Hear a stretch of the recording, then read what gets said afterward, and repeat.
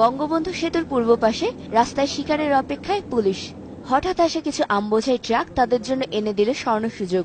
টাকাটা হাত বাড়িয়ে নিতেই হঠাৎ ২১-এর ক্যামেরা দেখে বিব্রত তারা।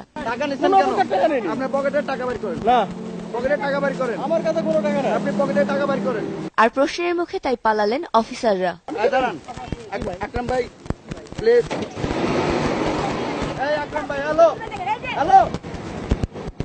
বাকি ছিল চাঁদার টাকা হাতে নেয়া ইন্সপেক্টর।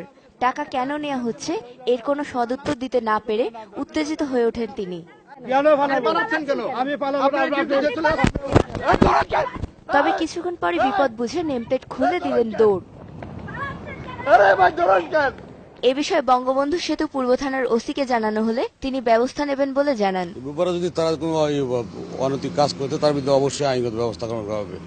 এদিকে একই ট্রাক গাবতলী বেড়িবাঁধের মুখে এলে সেখানে আবারও হাতে নাতে ট্রাফিক পুলিশের চাঁদাবাজি ধরা পড়ে ২১-এর ক্যামেরায়। এ বিষয়ে কথা বলতে চাইলে প্রথমে এড়িয়ে এবং পরে দৌড়িয়ে মুখ রক্ষার চেষ্টা করেন এই পুলিশ। কেন দৌড়াচ্ছেন কেন? আপনি দৌড়াচ্ছেন কেন? আপনি যদি দৌড়াচ্ছেন কেন? কিন্তু তাতেও কোনো লাভ না হয় ক্যামেরার উপর হামলা চালায় এই পুলিশ। পরে জনরোষে পড়ে নিজেই পালানোর পথ খোঁজে সে।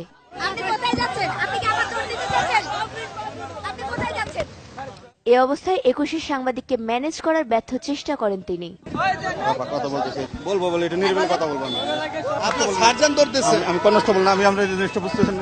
কিন্তু জনগণের মুখোমুখি হয়ে ভীত সে খোঁজে বাঁচার উপায় ট্রাফিক সার্জেন্টকে, কিন্তু সে পালিয়েছে আরো আগেই।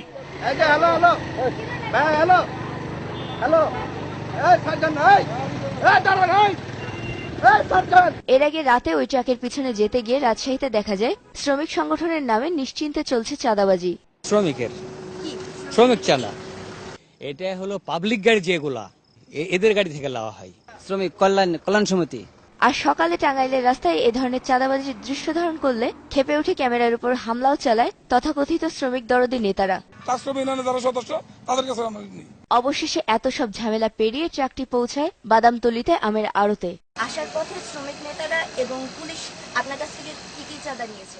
না, কোনো চাঁদা লাগা নাই। আমরা তো আসার পথে বেশ কয়েকবার দেখলাম আপনাকে থামিয়ে চাঁদা নেওয়া হলো। না, এগুলো বাদ দেন। দর্শক, চাঁপাইনবাবগঞ্জের থেকে এই বাদামতলী পর্যন্ত মোট ৫ বার পুলিশের এবং ২ বার শ্রমিক নেতাদের কাছে চাঁদাবাজির সম্মুখীন হয় এই ট্রাক ড্রাইভার। আমরা প্রথম থেকে শেষ পর্যন্ত তাদেরকে অনুসরণ করে এই দৃশ্য দেখতে পাই। তারপরও এই পুলিশ এবং শ্রমিক নেতাদের ভয়ে এই ট্রাক ড্রাইভার বলতে রাজি নয় যে চাঁদাবাজিটি হয়েছে। এভাবেই ভয়ের মধ্যে দিয়ে, আতঙ্কের মধ্যে দিয়ে, চাঁদাবাজির মধ্যে দিয়ে চালাচ্ছেন তারা তাদের ব্যবসা। নাদিয়া শারমিন, ২১ টেলিভিশন, ঢাকা।